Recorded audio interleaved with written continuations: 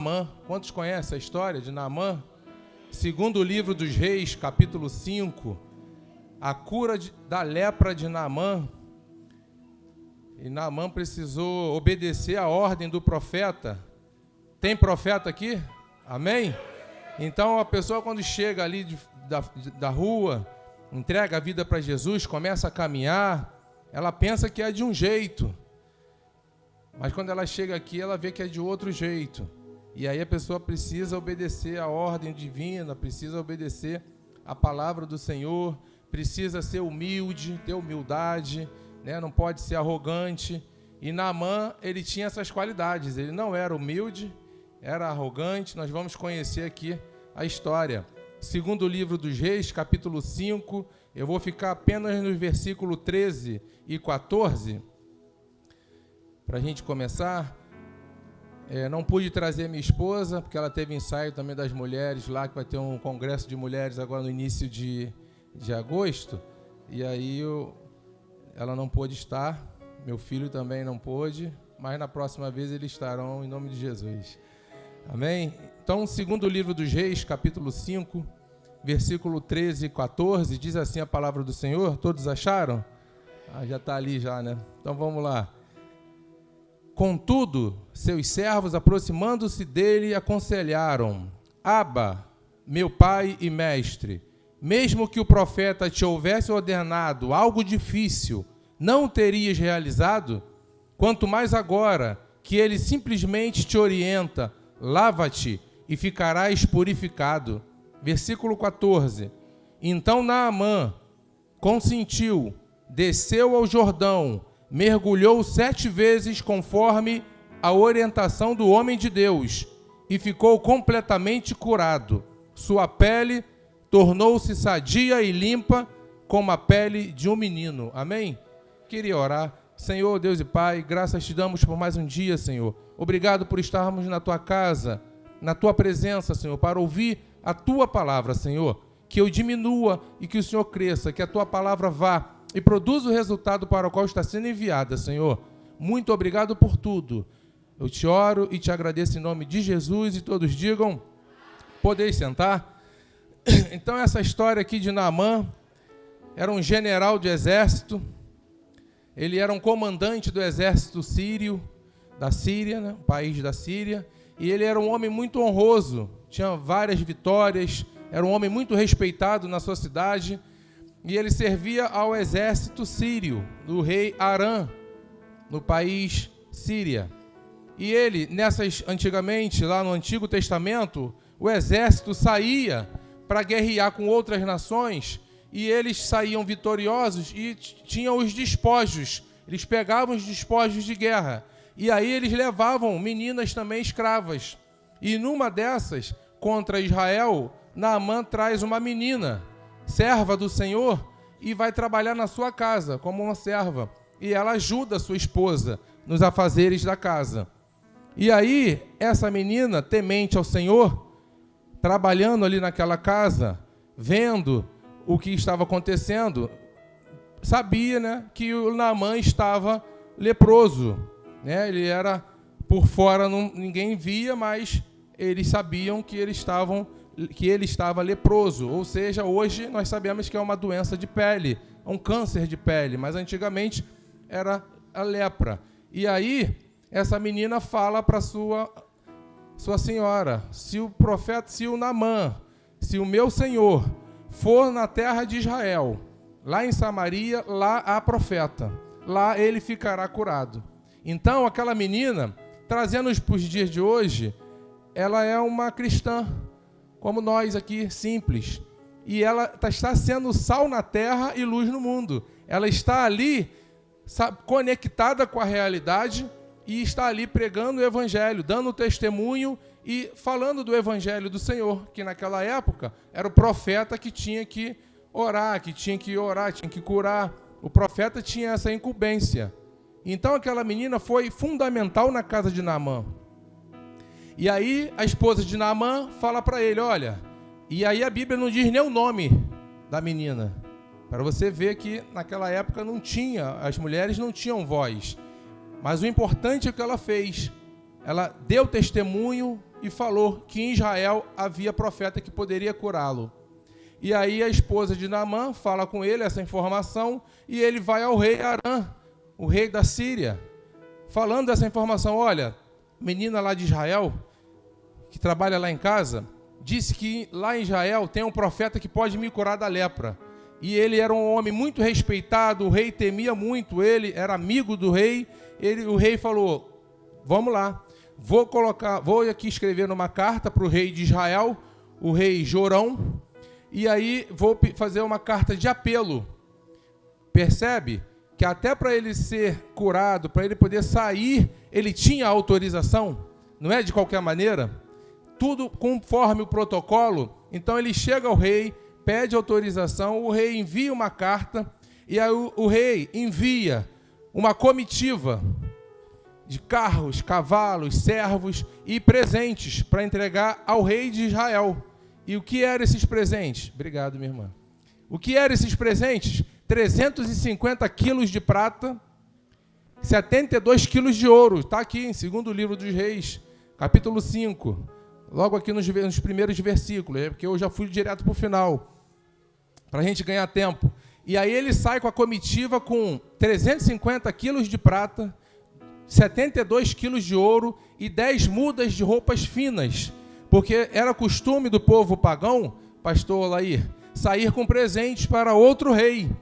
E aí os povos pagãos tinham o costume assim, o profeta e o sacerdote eram empregados do rei, eram empregados do palácio. Então os reis pagãos enviavam presentes para o outro rei quando queria pedir algum favor.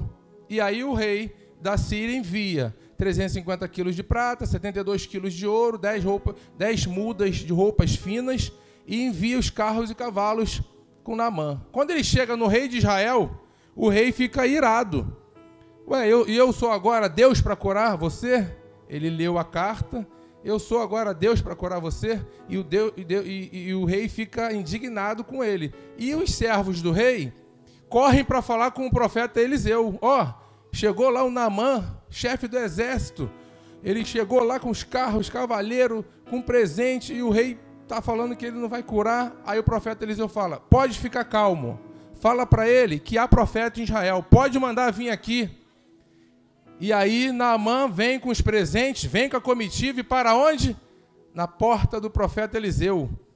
E aí ele, acostumado a receber honras, quem foi militar aqui sabe, né? Quando passa uma autoridade a gente presta continência, né? E aí Naamã, quando chega, ele já está esperando alguém já se ajoelhar e tal, e o profeta fala assim para ele, para o servo do diácono Geazi, ô meu diácono, vai lá na porta, fala para ele dar 7 mergulhos no rio Jordão. E aí vai lá o diácono Geazi, ô senhor Naamã, o profeta pediu para o senhor mergulhar 7 vezes no rio Jordão. E aí Naamã fica indignado. Eu pensei que ele fosse vir aqui, colocar a mão na minha ferida, orar ao seu Deus e eu ser curado. Eu vou me jogar aqui, nesse rio aqui da Baixada Fluminense, eu vindo lá da Barra da Tijuca, de Copacabana, e lá não tem os rios lá que são melhores do que isso aqui? E ele volta indignado. E aí os seus servos falam, meu senhor, se o profeta tivesse pedido algo difícil, o senhor não teria feito? Quanto mais dar 7 mergulhos no rio. O que é isso? Custa para o senhor? E aí ele consentiu e vai lá, dá os 7 mergulhos. E agora começa a pregação. Isso foi só uma introdução? E aí ele vai lá e dá 7 mergulhos. Mas aí eu queria voltar aqui, nesses 350 quilos de prata, 72 quilos de ouro, trazendo para os dias de hoje, isso daria 3,5 milhões de reais. Ele veio do palácio, mas ele não veio daqui, a gente acostumado. 8 zeros para lá, milhões. O cara chegou com 3,5 milhões para dar de presente para o rei. E o rei não aceitou, e aí chega no profeta com 3,5 milhões, trazendo para os dias de hoje. O profeta nem viu aquilo. E aí começa. E aí, por que 7 mergulhos? Não podia ser 2? Podia ser 5? 7? Por que 7, pastor Olair? Porque 7 na Bíblia simboliza plenitude e perfeição. 7 7 mergulhos indicam necessidade de uma purificação completa, tanto física quanto espiritual. Então, Naamã, ele teve o desafio da humildade, porque ele é uma pessoa de alto escalão, né? Às vezes a gente vê aqui esses políticos, a gente vê aqui pessoas de autoridade, eles já chegam querendo os melhores lugares, eles chegam querendo, né, uns carrão, ele não chega aqui na porta da igreja com humildade, né? Não, eles já chegam querendo um artista, um jogador de futebol, e o pessoal também, não aqui de Jardim Primavera não vai acontecer isso, mas lá de Belford Roxo já iam tirar foto, já iam me dar um autógrafo dentro da igreja. Acontece isso direto lá na Zona Sul. Aí os pastores têm que até chamar a atenção dos membros, porque dentro da igreja, e aí tem igrejas que estão proibindo os celulares, proibindo o celular no culto, porque tá ali, o pastor está pregando e o irmão está ali no Facebook, está ali no... Então, estão proibindo em algumas igrejas. Então, o desafio da humildade de Naamã. Naamã não era humilde, mas ele precisou da humildade. E aí, humildade, a gente confunde, pastor Laí. E o irmãozinho é humilde, né? Está com a roupinha rasgada, é pobrezinho. Humildade não significa pobreza, não. Nós podemos ter pessoas pobres que são humildes. Humildade significa simplicidade, saber reconhecer. Então, eu sei reconhecer a minha pequenez. Humildade é você chegar nos lugares, você procurar os últimos lugares. Se você for uma pessoa de importância, você vai ser convidado a ir para os primeiros lugares. Você não já chega no primeiro lugar, senão você pode ser mandado se retirar, porque alguém mais importante do que você chegou. Não é assim, pastor Laí, que a gente aprende? Então, a humildade é simplicidade. E aí, Naamã não era simples. E aí, ele precisou obedecer à ordem divina, mesmo sem entender. E quantos de nós somos assim? Essa ordem veio de Deus. Não, mas essa ordem é absurda. Que é isso? Não, Deus mandou fazer isso, pastor Laí. Aí Deus usa o pastor Laí para falar, gente, a gente vai fazer isso aqui durante essa semana. Ih, pastor Laí ficou maluco. Deus mandou fazer isso? Mas é fazer sem entender. Tem coisas que nós não vamos entender tudo. É fazer sem entender. Naamã não estava entendendo nada, mas ele deu o primeiro mergulho. Já quebrou a humildade. Depois, o segundo, a obediência. Então, ele precisou obedecer. Lá em Deuteronômio 28 vai dizer que as bênçãos do Senhor correm atrás dos obedientes na fé. Dos obedientes a Deus. Ah, pastor, eu sou obediente, não preciso correr atrás da bênção, não. Ela vai vir atrás de você. Porque você está trilhando um caminho. Você está sendo firme e constante, sempre abundante na obra do Senhor. Você não precisa ir atrás do irmão João, que vai revelar. Nós já temos toda a revelação necessária aqui com a gente. A palavra. Salmo 119, versículo 105. Lâmpada para os meus pés é a tua palavra. E luz para o meu caminho. É a palavra que ilumina. Então eu não preciso ir atrás das bênçãos. Eu sou uma pessoa obediente ao Senhor, as bênçãos correm atrás. Agora, a maldição vai correr atrás também se você for desobediente. Então, uma pessoa desobediente a Deus, ela está atraindo maldição para ela. E aí, quem é obediente atrai bênçãos. E aí, Naamã, ele teve que ter fé. Ele tinha fé em deuses estranhos, mas a fé no Deus de Israel, não. Então, a fé e a obediência andam lado a lado. Ele tinha fé, mas queria que fosse do seu jeito. Ele tinha fé que seria curado. Ele acreditava no Deus dele. Mas quando ele chegou ali, diante do profeta, aquela simplicidade, o profeta falou para ele dar 7 mergulhos no rio. Aquela simplicidade, ele não achou que fosse aquilo. Ele pensou que fosse... Iam receber ele com pompa, com festa, e botar a mão nele e orar. E aí, Naamã precisou obedecer mesmo sem entender. Naamã teve fé, mas queria que fosse do seu jeito. E às vezes, quantos de nós queremos que as coisas aconteçam do nosso jeito? Eu quero ser restaurado, mas tem que ser do meu jeito, pastor. Olha, a campanha lá na nossa área tem campanha, né? Campanha disso, campanha daquilo. Eu vou participar da campanha para eu ser restaurado. Mas quando acaba a campanha, todas as orações que ele fez durante a campanha, o seu testemunho ele acaba quebrando todas as orações, porque no dia a dia ele não faz nada do que ele orou. Senhor, eu prometo fazer assim, Senhor, eu prometo fazer isso, mas quando ele sai da porta para fora, acabou, parece que apagou a luz aqui, parece que sumiu da cabeça dele. Então, nós temos que ter essa consciência, vestir a camisa do Senhor. Todos nós somos soldados de Cristo. Quando eu fui militar, no 25 Belog, lá em Magalhães Baixo, Deodoro, o coronel falou assim, na reunião, numa formatura interna, ele falou assim, vocês são soldados 24 horas. Se vocês forem presos lá na Pavuna, vocês vão vir ser presos aqui no quartel aqui do Exército. Então, vocês são soldados 24 horas. Agora, traz isso para a gente, do Evangelho. Nós somos soldados de Cristo 24 horas, não é só dentro da igreja, não. Nós somos a igreja, né? Onde estiverem 2 ou 3 reunidos no meu nome, eu estarei. Então, eu creio que ele está aqui. Amém ou não amém? Mas quando o pastor lá aí fechar a igreja, ou o irmão, o último responsável, fechar aquela porta ali, isso aqui vai ficar vazio. Deus já foi embora, porque nós fomos embora. Amém? Então, nós somos a igreja. Eu tenho que impactar onde eu estiver, com a minha vida, com as minhas finanças, com a minha família. Eu tenho que ser restaurado, mas eu tenho que obedecer a princípios e fundamentos. Então o Evangelho do Senhor, ele é princípio, ele é fundamento. Naamã precisou dar 7 mergulhos no rio para ser curado. Mas hoje, o rio de água viva flui dentro de nós. Não foi assim lá em João capítulo 4, com a mulher samaritana? Se você soubesse quem está te pedindo água, eu te daria água viva, água que fluiria dentro de você, um rio de água viva. Então, quem está em Cristo precisa fluir água viva todo dia.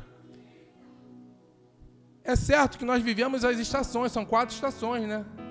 É o verão, você está quente, está pulando, está no mistério, está ali, glória a Deus, aleluia, só vitória, só vitória. Daqui a pouco vem o outono, aí começa a dar uma riada, aí vem o inverno, você fica gelado, meu Deus, não vou para a igreja, está frio, já leu a Bíblia, irmão? Ih, não estou lendo a Bíblia, né? Vem a primavera, depois você volta a florir de novo, não é assim? Ou é só lá em Belfort Roxo que acontece isso? Aqui em Jardim Primavera não vai ter esse tipo de gente, mas eu creio, gente, que é isso, nós somos seres humanos, então, mas o importante é, todo dia você fazer o básico.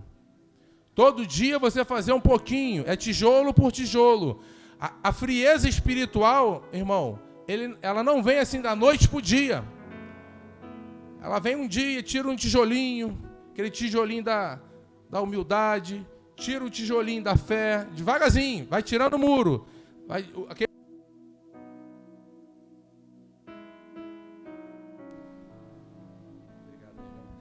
Amém.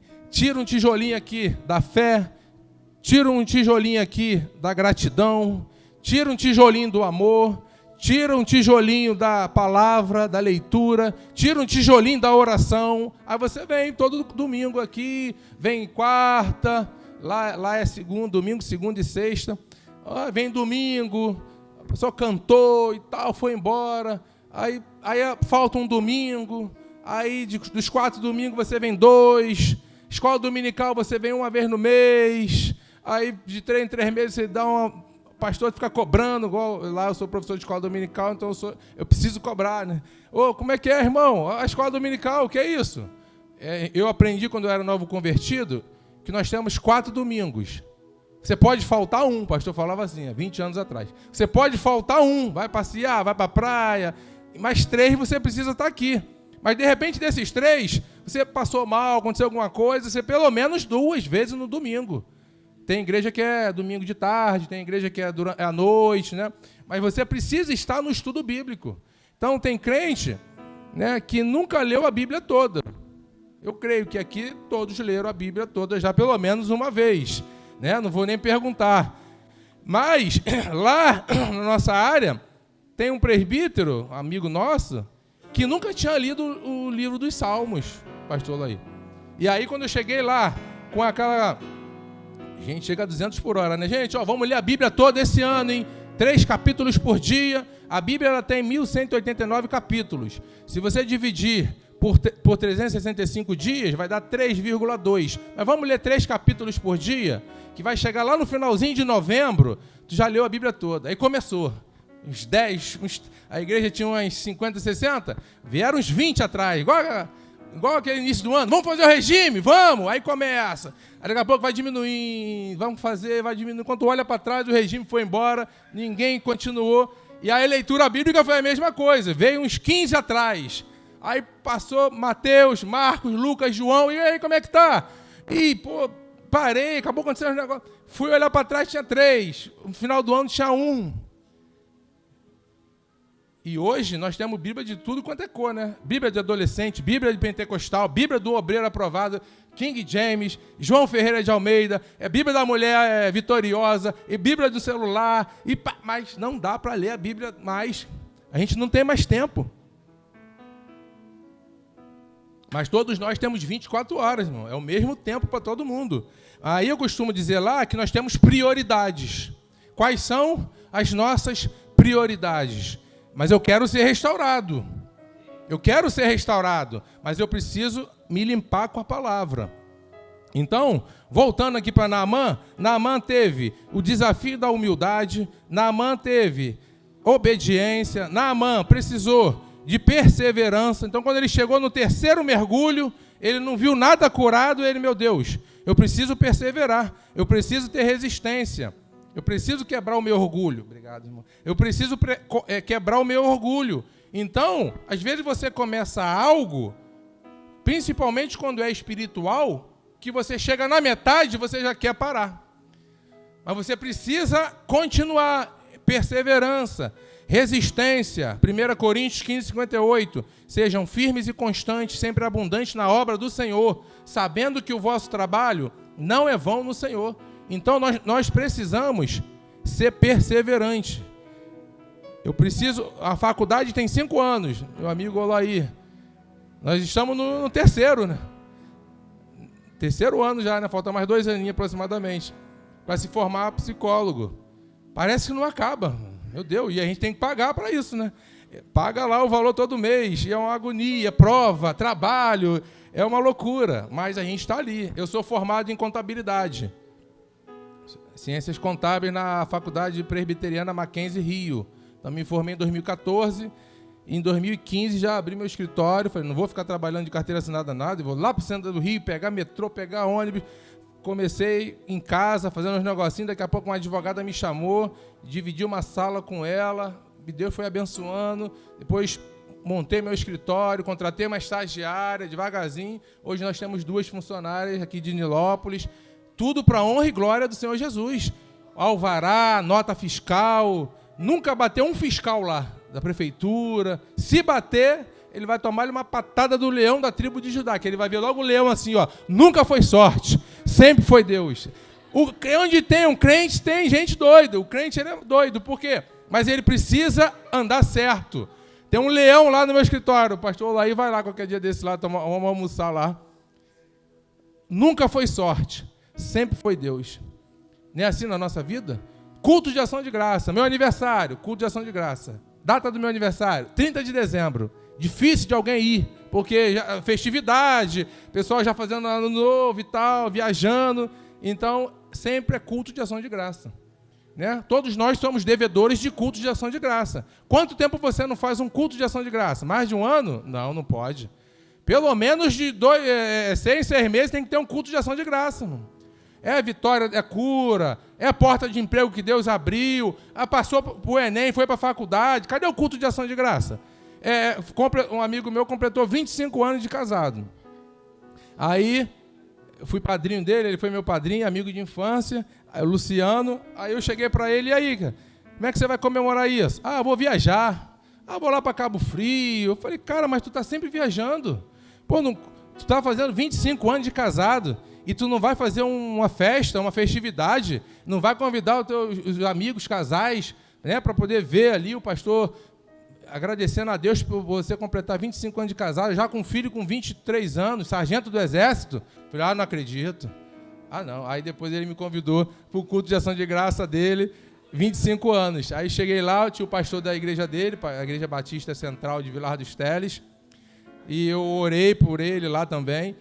Mas a vida do crente é assim, é culto de ação de graça, é você ser transparente, porque às vezes o crente tem vergonha de assumir.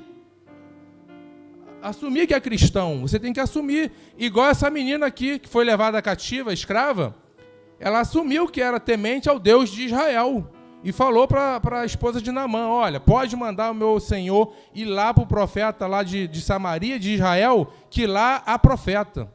E aí Naamã, por causa da palavra da menina, atravessou um país, foi para Israel e foi curado. Deu 7 mergulhos por causa da menina. E aquela menina simboliza nós hoje. Quantos lá no teu trabalho já foram curados por uma palavra que você deu? Quantos você já trouxe na sua igreja? Quantos você já foi em casa orar?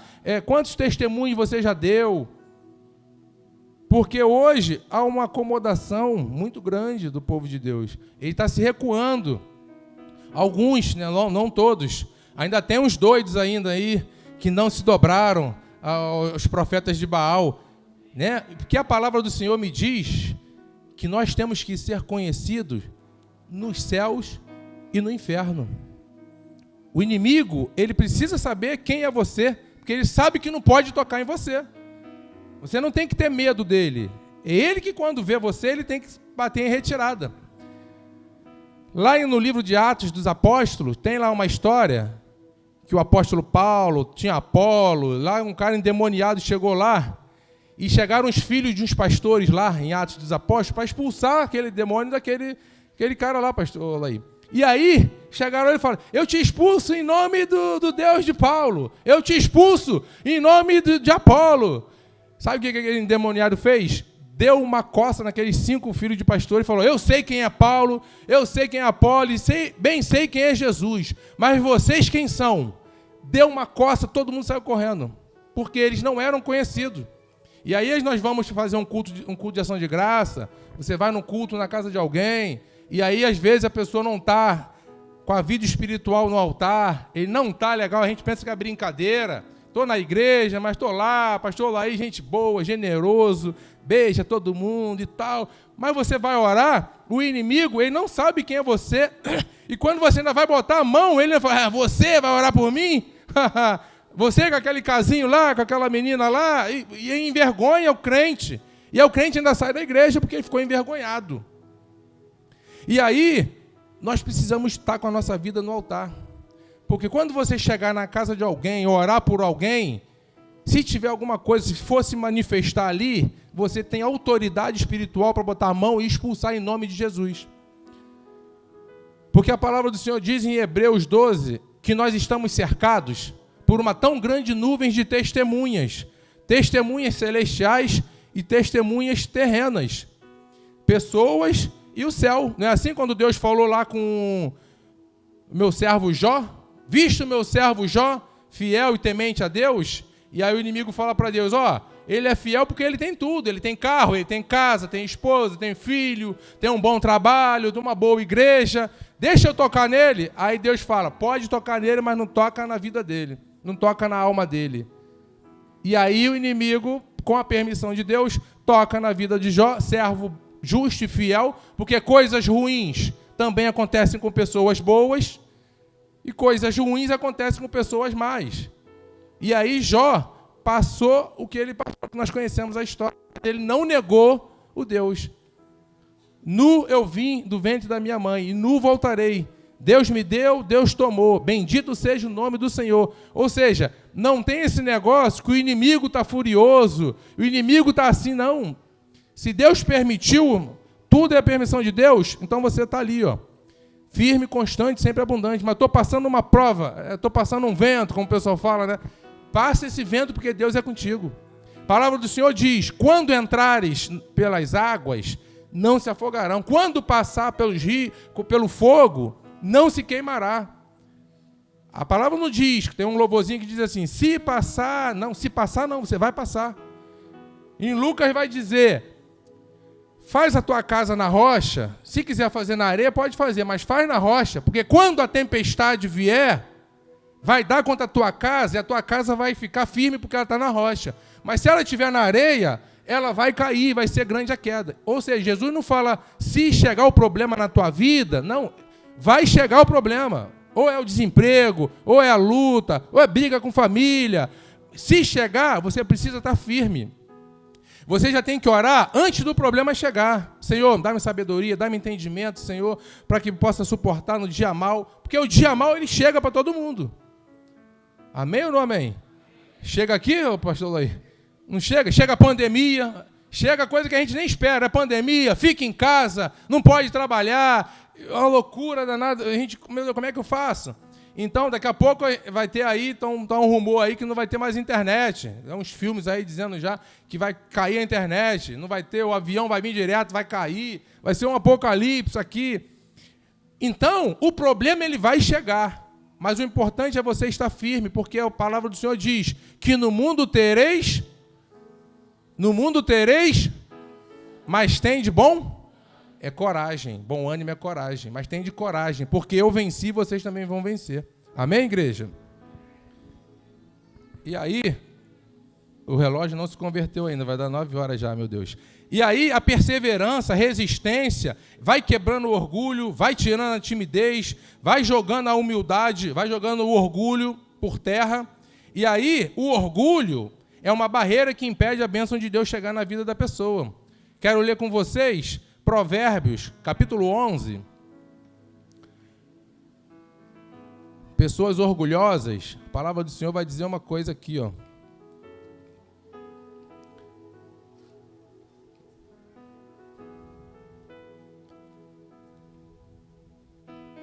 Já estava aqui.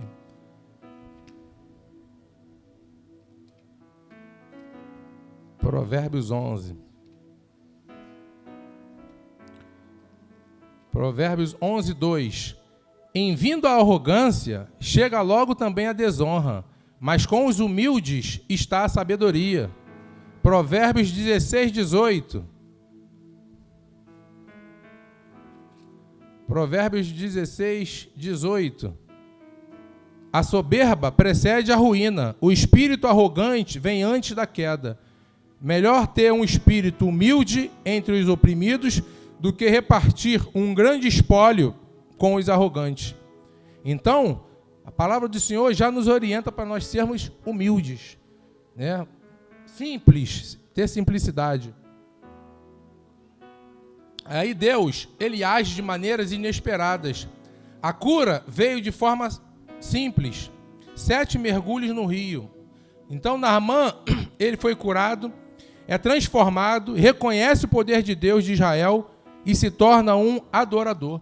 E aí quando Naamã é curado, ele vê a pele limpa, aí ele dá positivo e fala assim, realmente, aqui em Israel há Deus verdadeiro. Que lá de onde eu vim não tem Deus verdadeiro. Aqui sim há o Deus de Israel. E aí o que ele queria?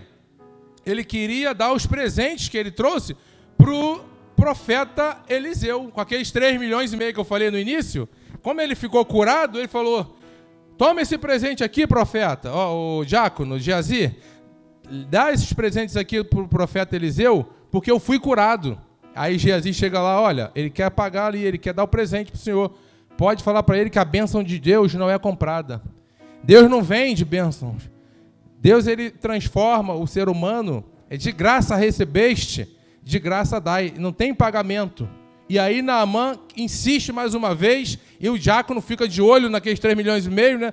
E, Senhor, não vai pegar, não vai, pode despedir ele. E aí ele ainda levou um pouco de areia, botou nas mulas, nos cavalos, levou a areia de Israel para a casa dele. E aí o profeta vai em paz. E ele queria levar um pouco de areia, levou em paz. Mas ele foi obediente e deu os 7 mergulhos. E Deus continua a operar milagres na vida daqueles que confiam nele e obedecem a sua palavra, amém? Hoje Deus também faz milagres, amém ou não amém? Você é um milagre de Deus. Eu sou um milagre de Deus, não era para eu estar aqui mais, já era para ter descido já há muito tempo, mas Deus me resgatou. E aí quando a gente chega do mundão, a gente chega cheio de aresta para parar, chega na igreja, não sabe nada, o pastor prega o evangelho, ensina, escola dominical, os irmãos abraçam, aí você vai devagarzinho, começa a caminhar, se limpar, né? Todo restaurado, e aí você começa devagarzinho, tá lendo a tua palavra, vem a 200 por hora, né? O novo convertido é assim, né? Chega a 200 por hora, quer varrer, quer pintar, o pastor chama domingo de tarde, domingo de manhã, sábado à noite, a pessoa está aí, está ajudando, não quer ver o horário, ele está feliz com Deus, mas aí começa a caminhar. Aí daqui a pouco ele começa a pegar um pouquinho mais de sabedoria, aí já começa a olhar para o lado, já olha para a esquerda, olha para a direita. E a palavra do Senhor diz para a gente olhar para o alvo que é Cristo Jesus. Pedro, ele veio aquela tempestade, ele afundou, porque Jesus falou o quê? Vem, e ele manteve os olhos fixos no Senhor. Mas quando veio o vento forte, ele olhou para o lado, bateu o medo, ele começou o quê? A afundar. E aí Jesus pega, homem de pouca fé, por que duvidaste? E às vezes nós somos assim. Novo convertido, você vem a 200 por hora. Mas quando começa a caminhar, começa a pegar um pouquinho de experiência, já começa a ver alguma coisa, aí já começa a duvidar. Então, que nós possamos ter o espírito do novo convertido. Você chega aqui, tu não quer saber de problema, não quer saber. Se Deus falou, a gente vai conquistar a terra prometida. Se Deus falou que era para a gente chegar lá e olhar a terra prometida que a gente ia conquistar, não quero saber se tem gigante, se tem ou não tem.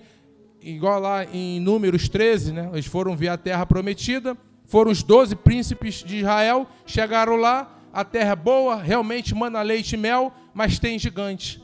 E aí, quando eles voltam, 10 dão um relatório negativo, só Josué e Caleb que dão um relatório positivo. A terra é boa, mana leite e mel, tem gigante, tem problema, mas nós vamos conseguir porque Deus está com a gente. O mais valente habita em você e habita em mim, amém? Amanhã é prova de pneumatologia lá no nosso seminário básico. Graças a Deus conseguimos montar um seminário básico de teologia. E amanhã é o teste de pneumatologia, o estudo do Espírito Santo. E aí nós estamos falando lá que nós temos o Consolador. Jesus, quando ele partiu, ele falou, eu não vou deixar vocês órfãos. Eu vou deixar com vocês o Consolador que estará com vocês todos os dias até a consumação dos séculos. Você não está abandonado, você não está abandonada. O Espírito Santo habita em você. Você pode se sentir fraco, pode se sentir abandonado, mas você não está abandonado. É porque nós focamos muito no problema, no gigante. Se nós olharmos para o Deus de Israel, você derrota gigante, Davi derrotou o gigante. Quem é esse incircunciso? Quem é esse maldito que vem contra nós? Quem você veio com espada, com pau, com pedra? Eu vou em nome do Senhor. Nós estamos aqui indo em nome do Senhor. Porque se não fosse assim, já teríamos caído há muito tempo. E aí eu costumo dizer, para encerrar, pastor Laí, daquela ministração das pegadas na areia.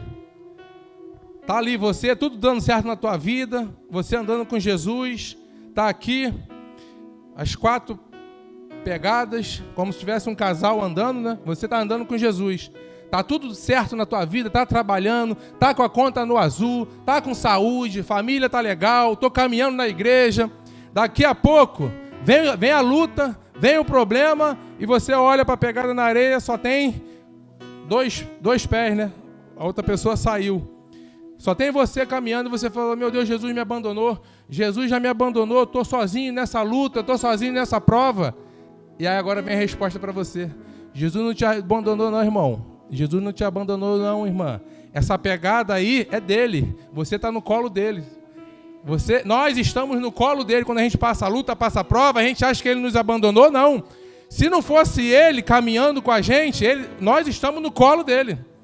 Porque se dependesse da gente, irmã, a gente já teria caído, teria parado. Então, se hoje nós estamos restaurados, é porque Ele está nos carregando no colo e dizendo, vai mais um pouco, eu estou contigo, não pare, seja firme, seja constante, sempre abundante na obra do Senhor, sabendo que o vosso trabalho não é vão no Senhor. Não te mandei eu, seja forte, não desanime, eu estou contigo por onde quer que vocês andarem. Amém, igreja? Então eu profetizo que o melhor de Deus ainda está por vir sobre a sua vida, sobre a sua casa, sobre a sua família. Não desista, porque o que há de vir virá e não tardará, mas o justo viverá pela fé. Muito obrigado, eu agradeço a minha oportunidade.